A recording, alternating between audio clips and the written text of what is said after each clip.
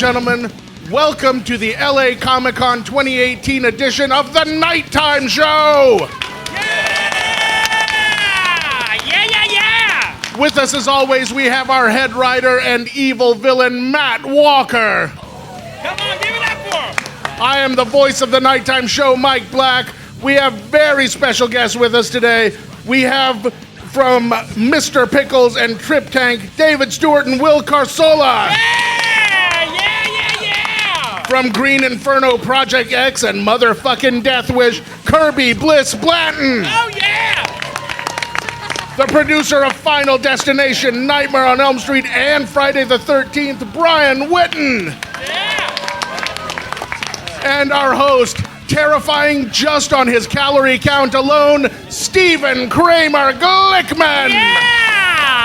Oh, brother. Well, we are excited to be here. This is going to be a lot of fun. And I'm a big horror fan. Who else here is a big fan of horror films? Yeah, right? Well, we're very excited. I'm going to start all the way at the end because there is a cartoon show called Mr. Pickles. It's on Adult Swim. I believe it's in its third season. And these are the two guys that created it here at the end, and it's fucking terrifying. Can you tell our audience a little bit, how did this show get developed? How did you guys create this show? Well, Will and I have been making like videos and stuff together for 15 years, and we were actually doing live action, and Adult Swim came to us and we're like, you guys want to pitch us some ideas for a TV show? And we were like, cool, we'll pitch them some live action ideas. And then they came back and we're like, you guys want to pitch us a cartoon idea? We're like, well, we don't make cartoons really, but okay. We made some little stuff here and there. But yeah, we pitched them Mr. Pickles, and they were like, let's make that a pilot. And we were like, So what is let's the pitch exact, some other ideas. for our audience that hasn't seen the show, what is the exact plot of Mr. Pickles? Wait, It's who like hasn't Lassie. seen Mr. Pickles? Yeah, who hasn't seen Mr. kidding. Pickles? I will fucking murder you. I'm just, It's like Lassie if the dog was a serial killer, basically. yeah. But there's only one person who knows that he's evil, and that's the grandpa, so everybody thinks he's crazy. It's so great. Very So violent. amazing. Like Lassie, is Timmy down the well? Oh, you pushed him down the well? It's like that kind of vibe. Yeah. It's a fucking great Cutting show. off heads, you know, That's so much slaughtering fun. people. Yeah. That's amazing. Brian, our dear friend Brian Witten, how are you, buddy? Good, how are you? Brian, I know that there was which studio did you run for a while? Which studio was it? I was at New Line and Paramount. Yeah, so when you were at New Line and Paramount, you brought Final Destination to the theaters. Yes. Friday the 13th to the theaters. That was after, but yeah. It's around the same time, Yeah. right? Dark City Yes. and all sorts of other stuff. What is your Little favorite? Nicky. Little Nicky, right? That's a horror. That's kind of a horror Very movie in its scary. own way, right? Horror comedy. The Wedding Singer. What? Yeah, The Wedding Singer. So you gave Adam Sandler a huge career, which is also a horror film in itself. What? I love him. What? No, I'm kidding. What in your? You're never going to his Christmas party again. Yeah, he's never going. I'm not invited. I'm not invited to that Christmas party. First of all, Hanukkah party. what? That's What? where I met him. My kids loved him, and we were at the Christmas Hanukkah party, and they're like, "Oh, there's the guy from Big Time Rush." My kids don't talk like that, but. And then I had to go over there and see him, and that's how. I like that it your was a love kids fest. sound like Adam Sandler. I was gonna say you sound My like kids. My kids. That's the guy from Big Time. By the way, if this is a good lesson for everyone here, if you're ever not invited to a party, don't go to it. That's what I learned. I heard Adam Sandler was having a Christmas party, and I wanted to go to his Christmas party because I heard like Tom Cruise is gonna be there, all these cool people. I wanted to go. I thought it'd be really fun. So I asked around. I was like, does anyone know how I could get a ticket to go? And some girl told this like 55-year-old accountant that I had a crush on her. And so this 55, like 60-year-old old Jewishy woman, and I'm Jewish, but she was like very like a New Yorky kind of woman. She was like, oh, he likes me. I guess we'll go on a date to the Adam Sandler Christmas party. He can pick me up and take me for dinner first. And I didn't know this, and I had to pick her up. And we get in the car, and she's like, don't you want to hold hands with me? And I'm like, who is this woman? And it was absolutely the most fucking horrifying night. And she literally walked up to Adam Sandler and said, this is the man I was telling you about. And Adam Sandler went, he's a little young for you, don't you think? And then looked at me like I was just the biggest piece of shit ever. Did she close the deal, Steven? Yeah, no, Are you and her she's still my together? girlfriend. We've been together 8 years, and she died a year ago. It's a horror film panel. Kirby Bliss Blanton was in a film called The Green Inferno, which is hands down one of the most horrifying movies I've ever watched in my life. I've seen it 3 times. Most of the time, when it's on TV and it comes on, I can't not watch it. Who else has seen this movie? Eli Roth's movie, The Green Inferno. Back. 2 in the back, 1 in the front. 2 in the back, 1 in the front. By the way, the name. It's the name of Another horror movie. Another horror movie. Oh dear God! No, you weren't. Not yet. That's a good title. No, be nice. That movie is so terrifying. How did you end up getting cast in that movie, Kirby? I auditioned. No, I'm just fucking with you. No, for God's sake. I know, I made it really difficult. I mean, I read the script and it was terrifying, and then he said that we were going to actually go to, okay, thanks, Matt. Sorry, bye. Then he said that we were going to actually go to the Amazon to film it, and that seemed like a crazy idea for me. We literally went to Chile and Peru and like these little tiny, like, they didn't have running water in these villages. We taught these like people how to act and be our extras. They were our cannibals. So that was the craziest Did part they for me. know that they were playing cannibals? Yeah, well, we showed them Cannibal Holocaust first, and they laughed at it. And I'm pretty sure after that we knew that they could handle anything, because Cannibal Holocaust is a horrifying movie. That's and a basically, brutal yeah, movie. this is our Real ode brutal. to Cannibal Holocaust, but we didn't hurt any animals in the making of our film. Yeah, no, you did Just not. saying. Yeah, it's very. It's very gory. It's Yeah. for sure very gory, but it also has one of like the best plane crashes I think that I've seen in any movie. Yeah, no, that plane crash is terrifying. So- If you get a chance to tonight, go home and watch Not it. I think tonight. it's You don't have to do no, that. watch it tonight. It'll freak you out. It's on Showtime right now. It's Is it? on demand. It's on Shit, demand yeah. on Showtime. So residuals. There is They do eat a bunch of people in that you know, he movie. did. He showed me a Yes. picture of And, him watching it. Most of them are stuntmen, but it's cool. Yeah, no, it's great. Dave and Will, quick question. It's a question for you guys, and this is a question for the whole panel up here. When it comes to like horror and things like that, when you were a kid, what was the thing that introduced you to scary stuff? Like, what was your first experience with being scared or seeing something scary? Friday the 13th, Right. the old ones, like 1, 2, and 3.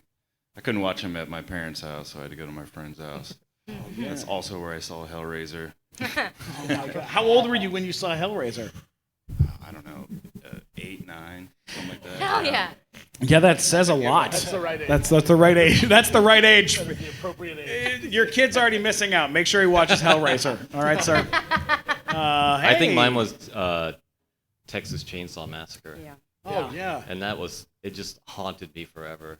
My mom was like super religious too, and she wouldn't like let me watch like He-Man because of Skeletor, but then I could also go to the video store and rent like 2 horror movies at a time, and it was really weird. I don't think she knew what I was watching. That's so great. We'll get the kid a list of Yeah, we're gonna different get your movies. kid a list of stuff. How old are you, sir, buddy? 11 years old. That's about right. That's about the right age Yep. for scary stuff. Have you watched any scary movies, kiddo? What's What's the scariest? All right, you think about it. I'm going to come back to you. You better have an answer. No pressure. No Critters 2. You got 2 minutes to come up with something. Brian, what was a scary movie that you saw when you were a kid that affected you in a big way? Well, the one that really scared me was there's this creepy Bigfoot movie called like something at Occurrence at Boggy Creek or something. And I've these seen the poster for that, These but I was hunters afraid of are it. out in the forest and they're surrounded, and you just hear these Bigfoot feet What do you say? Big Big feet? Or big feet? That is big the plural foots? for big feet. They're all over. Big feet. What is the pronoun? I don't know The what it correct is. pronoun for big feet. But they're howling, and it just scared the shit out of me. And then it was like we had back east the 4:30 movie in New Jersey and New York, and they had like Invasion of the Saucerman and the original Blob and all those creepy things. But I remember the Invasion of the Saucerman. There was this hand that was all. It was cut off hand of the alien or whatever the creature was, and this couple was on a date. And it was crawling up the back of the car, and it just scared the shit out of me. I had to sleep in my parents' bedroom. I was a wimp. Oh yeah, no, I get that. What about Kirby? What about you? What's a scary? What got you into scary stuff?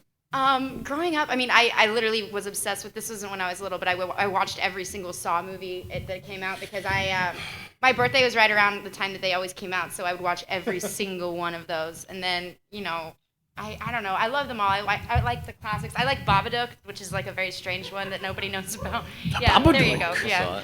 So I don't know. I just like the obscure ones. I like finding the ones that like nobody knows about too. But When I was a kid, I saw Jaws. It was not Jaws. It was Jaws 3. It's the worst Jaws.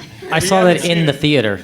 Jaws 3D in the theater. I saw it. Yeah, it was the one that took place He's in Florida. in like the Sea World. Yeah, like in With the Dennis Quaid, right? Yeah, with Dennis Quaid. Yeah. So I saw that movie at my cousin's house, and then Mario the next Van day, Peebles. I was like maybe 7 or 8 years old, and then we went to what's it called? We went to the pool the next day, and I was like, no way, there's a shark in the pool, and I like could not stop believing in my mind that I would see a shark underwater in the freaking swimming pool, and I'd swim around and I'd see the light, the light in the pool, and I would think it's the eye of the shark, and my mom literally was like, "You have to get back in the pool," and she called me a chicken shit for not getting in the pool. I love that. At like 8 years old because I was too afraid to get in the pool. Long story short, She was right. she was right. I am a chicken shit. Yeah, it's always been that sharks. And the thing about sharks is too, it's like Friday the 13th. That's scary because it's a guy and he's got an axe. And there's a possibility there could be a guy with an axe, right? Or Nightmare on Elm Street, right? The Nightmare on Elm Street is kind of scary, but it's like there's not really a guy with knives for fingers. But there are sharks all the time. There are sharks everywhere. So I had to just go swimming in the ocean recently in Hawaii, and I was in the ocean, and my heart was pounding out of my chest because I kept thinking, I'm going to get eaten by a shark. I'm going to get eaten. And also, like, if anyone's going to get eaten by a shark, I'm very delicious looking. Like, I could easily be eaten. Yeah. I mean, more, maybe, Matt, no what one's was- eating Matt. No one's eating Matt. What was your scariest movie, man? Yeah, Matt, what's your scariest? I used to watch a lot of the Elvira movies, like that was on here on Channel 9 in the afternoons on the weekends when I was growing up in LA. And then there was one movie, I don't know the name of it, but it was about kids in a town and they were somehow possessed and they had creepy eyes and they were just like, these people drove into a town and they're like surrounding the car. Like, there's a million movies that are creepy kids like that. But I mean, it was like seeing that when I was like 9 years old and I was like, oh, children are scary. I don't want to go to school anymore. Kids scare me. I watched a bunch of horror movies when I was a kid because I had much older brothers, and none of that bothered me. What bothered me was the animated version of The Hobbit. When Gollum eats his finger, I was like, nope, done, turn it off. Yeah, no. You know what? One of the scariest moments I think I've ever seen in a movie is when in the Neverending Story when the horse sinks into the pit. Artex. That is Yeah. dude. Sorry for the kids. That is an incredibly horrifying I'll moment. tell you, that reminds me. It's so sad. Well, Mike just mentioned reminds me one of the scariest things I've ever saw though was when I was a kid when I saw Watership Down, the movie for the first time. Holy shit! Did that scare the crap out of me when I was a kid? Story about rabbits. No, It's a story about rabbits that kill each other graphically on screen, violently and bloodily, and it's awesome, and you should all watch it. Yeah, no, it's amazing. Thanks for the suggestion. Back to Dave and Will. What were you guys doing prior? What were the projects you were working on prior to doing this animated show? Doing mostly sketch comedy. We did some stuff for Funny or Die. Comedy Central. Yeah, we wrote on the Swartzen show for 10 Time. Oh, that's a great show. We were on this really famous show called Stupid Face. Have you ever seen it? Yeah, we did like 3 seasons on that. Did you guys work on Trip Tank also? Yeah, we did some stuff on Trip Tank for the pilot. It's like animation, such a rad, weird thing because you can go so far. Like, how do you guys deal with that when it comes to this show? Like, to get things to be scary or get things to be kind of horrifying, you could go as far as you want. So, like, what do you guys do to kind of make it impactful still? You know, to still make the show crazy. We have to always just drink a lot of coffee and come up with new ideas. Yeah. Mr. Pickles has done some crazy stuff, so it's kind of hard to sometimes come up with newer, crazier stuff. Like, what's like some of the things that he's done that's kind of crazy? He cut the insides out of a man and threw his body in a pile of other bodies, and then later learned that man was the mayor of the town. And so then he pulled the body back out, made a skin suit of it, and was stuck being the mayor for an episode. But he also doesn't talk. He is actually just a dog. You know, he barks and pants and makes curious dog sounds. And that's one difficult thing with Mr. Pickles is he doesn't talk, but you still have to know what he's thinking and what he's doing. Right. So that's been challenging, but there's always ways to do it. We use other people to kind of explain what he's doing. Yeah. That kind of thing. Yeah. Great. I love that. Brian, walk us through a little bit of bringing Final Destination and some of these projects to light. Like, pick your favorite.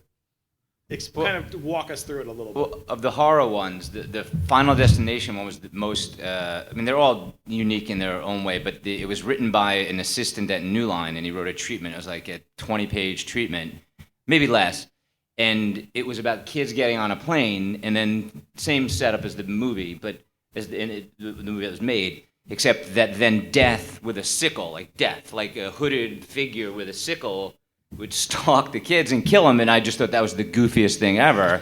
Like, death is hiding outside the house, and the kids are whatever, and he comes in, and he's like, stop, and it was goofy. Yeah. And I kept saying to the writer, this is a great premise. Kid gets on a plane, in the scheme of whatever, God, whoever, he has the power to get out, but to escape and live from the crash, but everyone else that came off the plane should have died. So death has to claim them, and the writer... The assistant kept pulling death out more and more, so instead of stalking them in the house, he's hanging out outside and under the tree, and you don't sort of see it. And then it was Morgan and Wong, who had done the X-Files.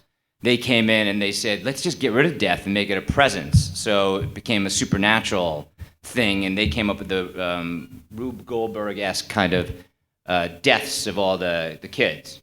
So it was a lot of fun. And then another interesting thing was the end of the movie is totally different than the movie that you guys, if you've seen it, it was finished, because at the end of the movie, there was a whole subplot with Devon Sawa and Ali Larter, the girl, where they have sex and they fool around, and then at the end, he dies, Devon Sawa dies, and Ali Larter is left with the bad kid, and she gives birth to Devon, their kid, in a hospital, and then you see like a feather or something floating down. You're like, oh, that's the presence of Devon Sawa. And you watch the audience for the last 10 minutes of the movie and the test screenings, and they're just bored to death, and it sucked. It was a horrible ending. And then we reshot it all so that Devon Sawa didn't get electrocuted and die. He got shot back.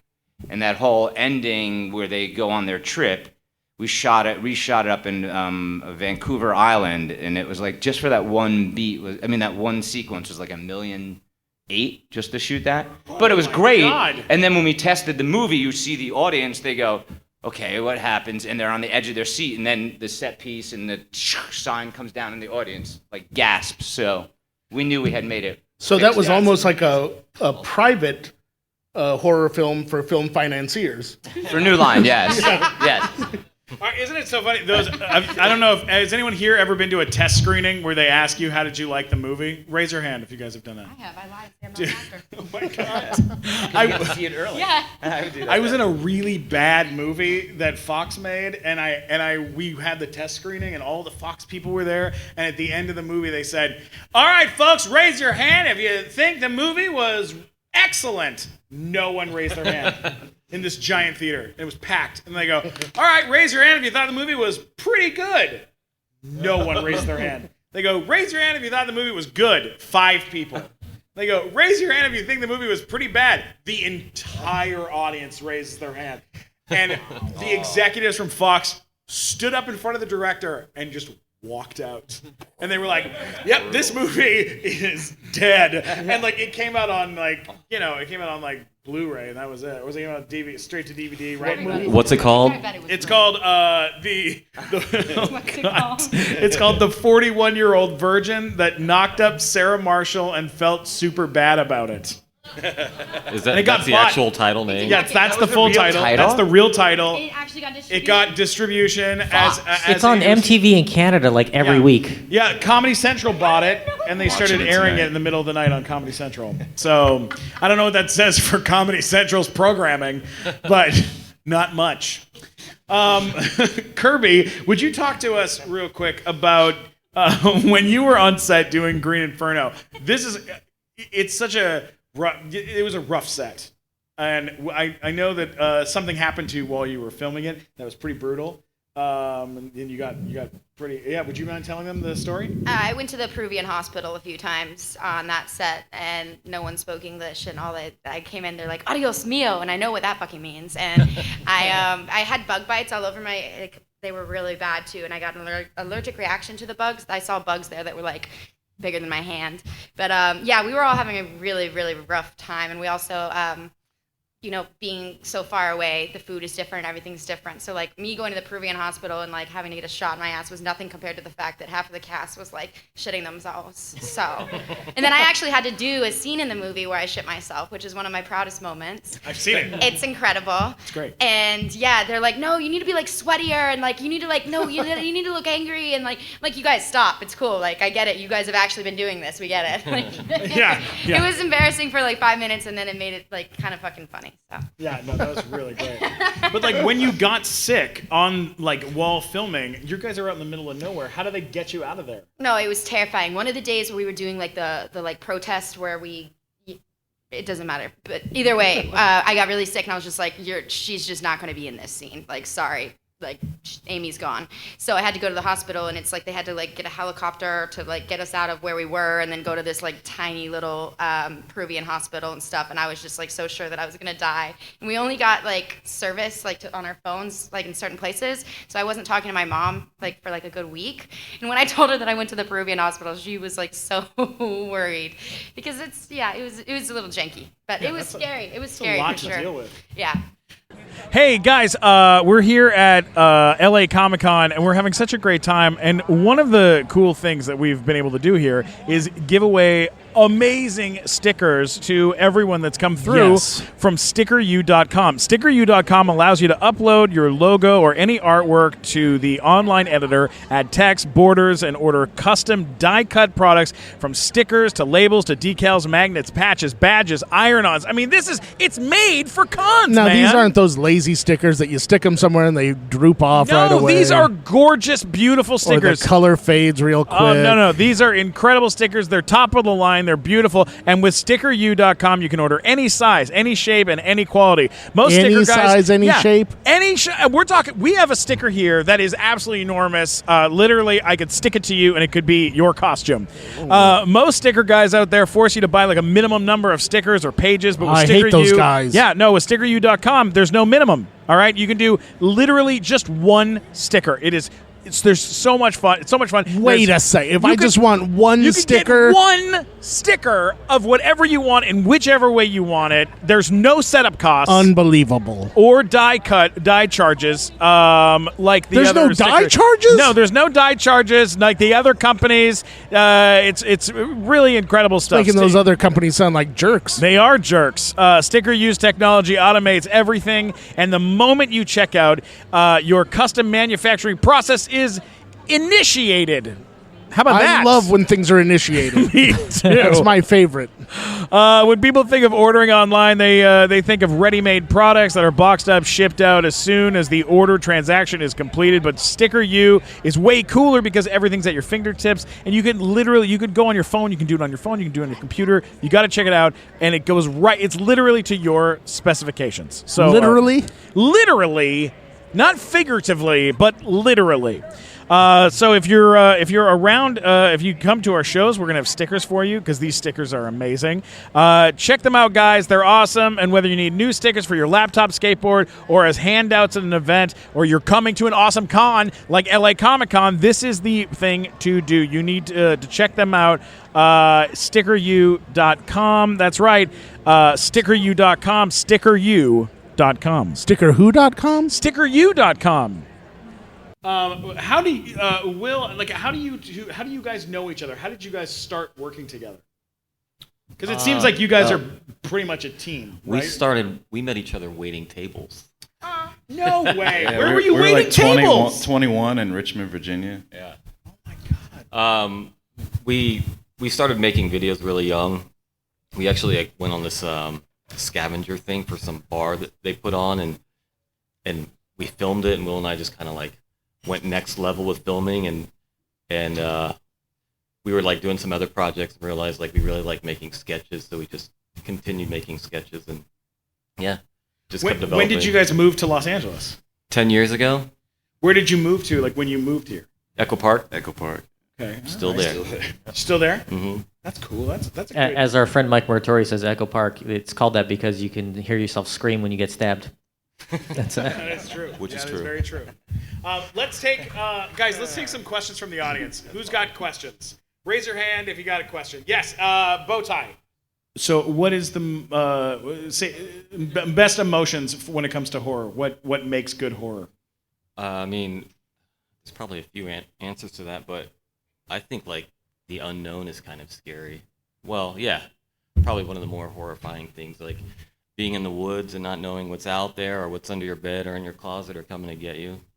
Yeah, your mind makes up a lot worse scenarios usually. So that's what always frightened me about Friday the 13th when I was a kid, actually, is because I kind of grew up in the woods and I would just walk around with nothing to do out in the woods by myself, and then it would start to get dark, so I'd start heading home, and then I'd just, in my head, I'd hear ch-ch-ch-ch.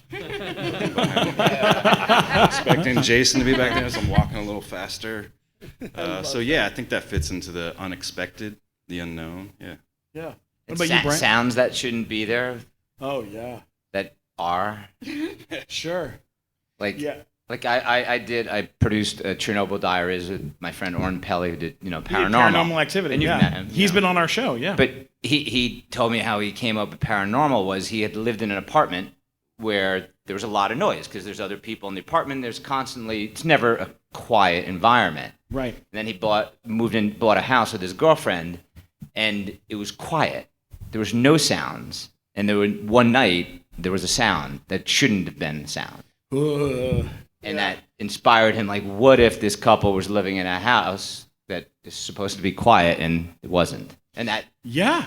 but things like that scare the shit. I out just of me. always love the thing about Orrin Pellin, who created Paranormal Activity. He literally is not a filmmaker. Like he worked in a where was he working? programmer for He Sony. was a software engineer. Yeah, he was a software engineer and was like, you know Major what? League Baseball. I have an idea. I'm gonna go buy some cameras and try playing around. And then he had to figure out how to cast something, so he like used Craigslist, and like he was doing like he just came from nowhere and made that movie, and that movie made like $200 million, like something like that. It was insane.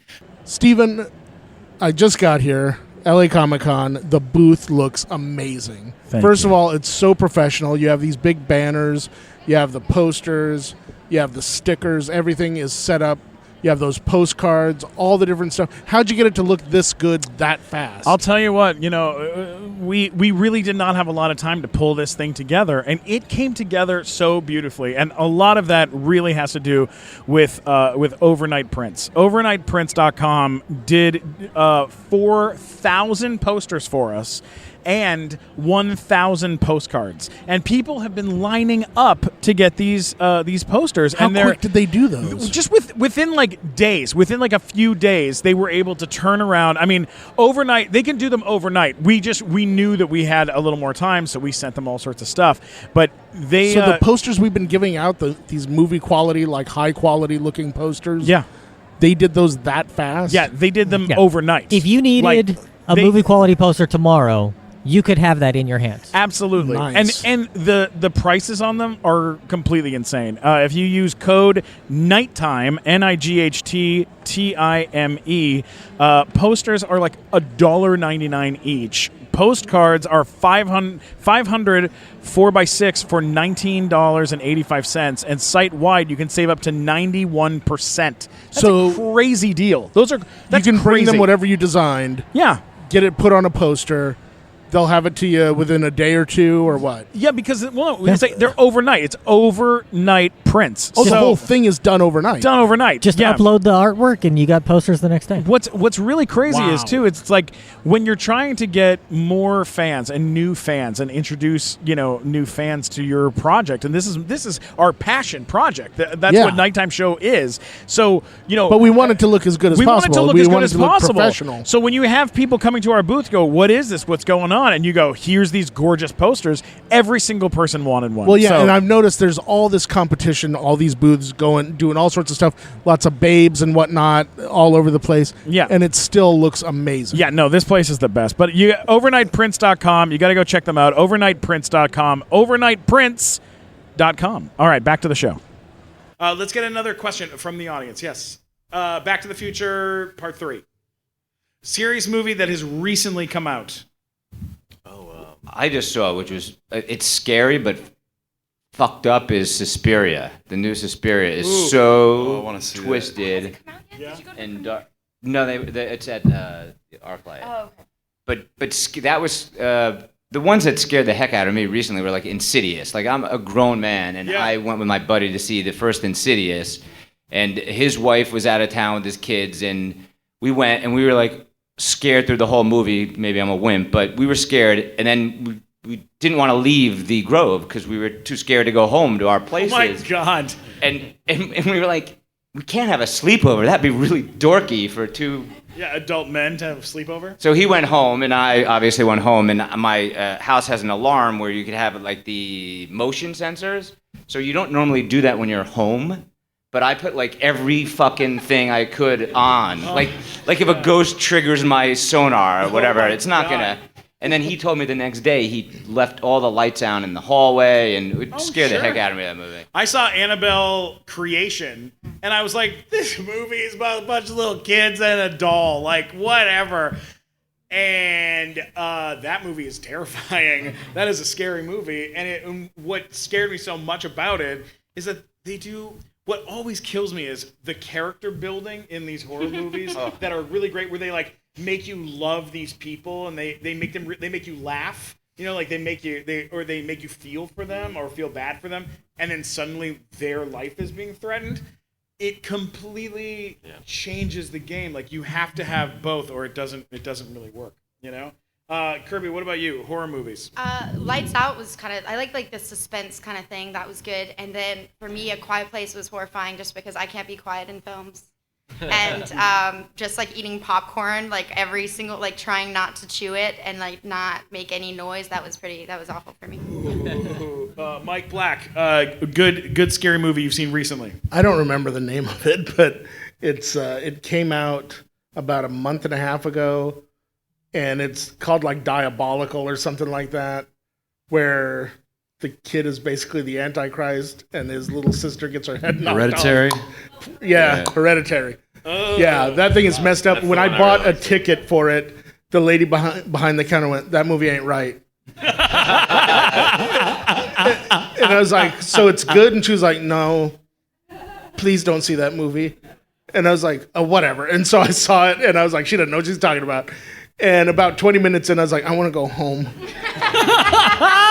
And not in like a fun, funny way. I felt like a 7-year-old. I was like, I want to go home. I'm in a bad haunted house. Oh man, It's a messed up movie, and it will terrify you, but not in a fun way. Like you're gonna have trouble eating for the next week. It's messed up. Matt, what's the last movie you saw that was scary? Big Time movie with Stephen. No, Screw you. no. you bastard. I also saw Hereditary, but I was annoyed by Hereditary because I was like, why isn't there a fucking cop in this movie to arrest this kid for killing his brother? Wait, which movie? Hereditary. Some people may not have seen I don't know. If you haven't seen it by now, pass. It's Oh, not by that the good. way, Matt Walker has a website. It's called mattwalkersucks.com. That's a true thing. It's a real, and you can go there and say You can horrible complain stuff about me. That's fine. No, I mean, I haven't seen any good horror movies in the theater in a long time because I don't go out to theaters that much. But I did You're recently such a wet watch blanket. Cabin in the Woods again. I hadn't seen it in a while. I watched Cabin in the Woods, and that movie is so good because it flips everything around. Like it flips the horror conventions on their ears. So that's just a terrific horror movie that I saw not that long ago, and I hadn't watched it in a while.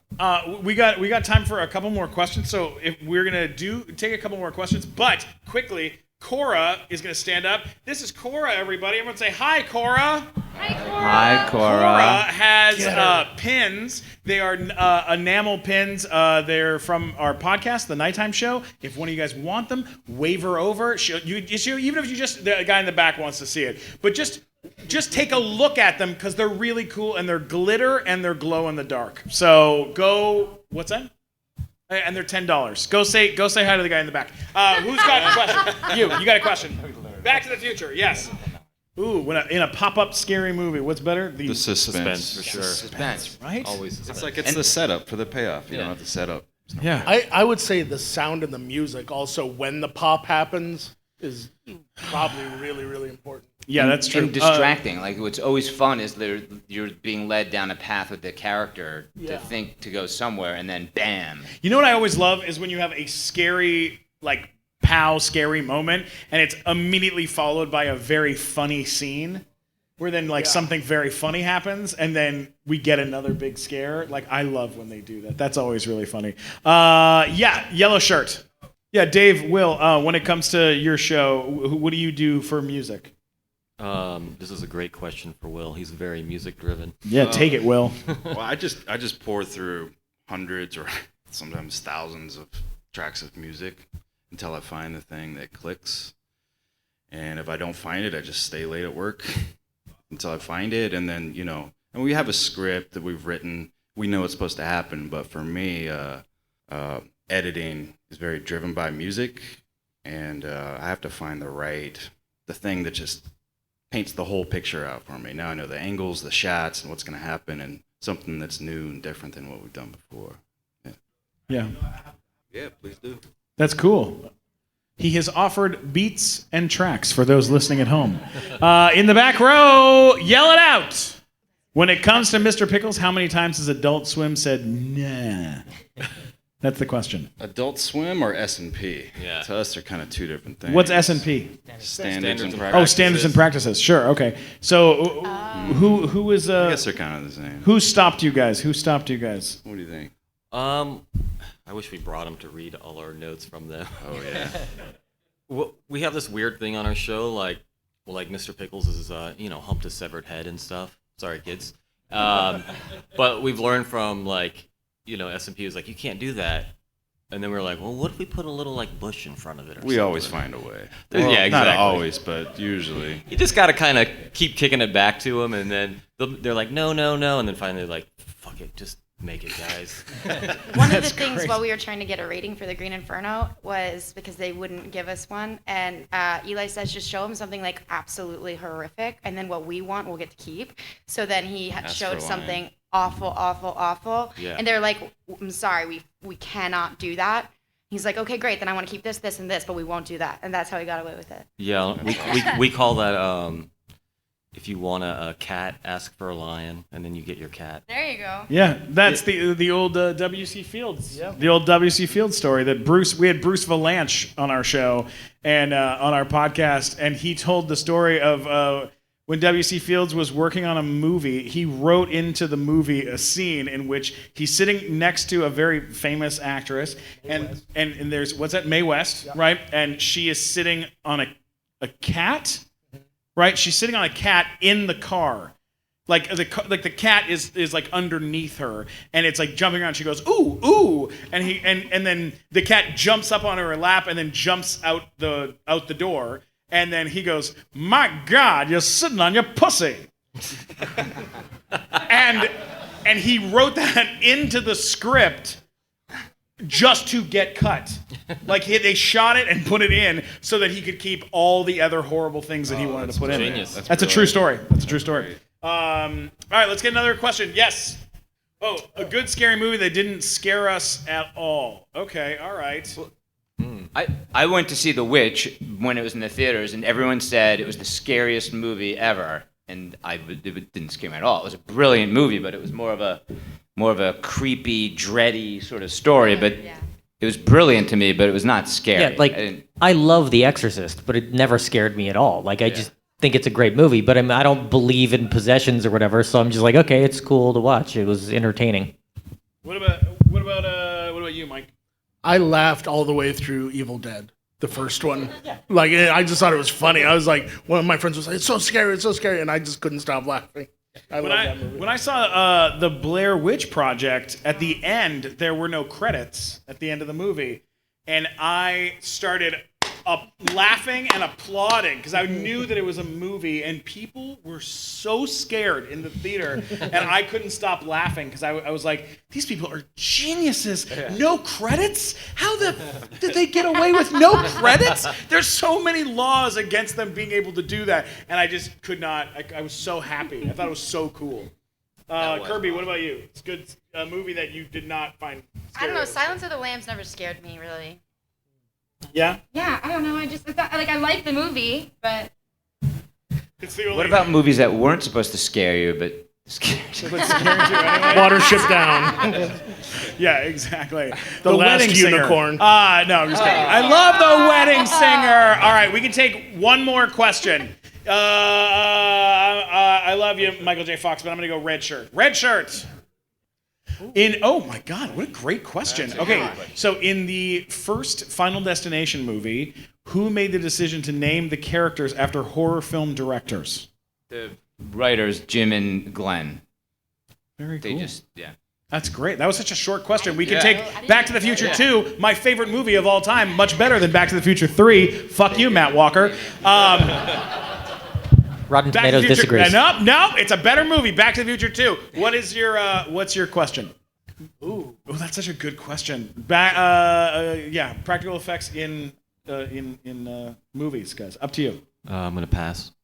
I've got an answer. I would say the original Dawn of the Dead with Tom Savini's work. Fantastic when they used like actual pig intestines to be like the insides of people, and they were ripping them apart, and it's just really well done for spending almost no money. Yeah. And I used to hang out at the Monroeville Mall when I was in college.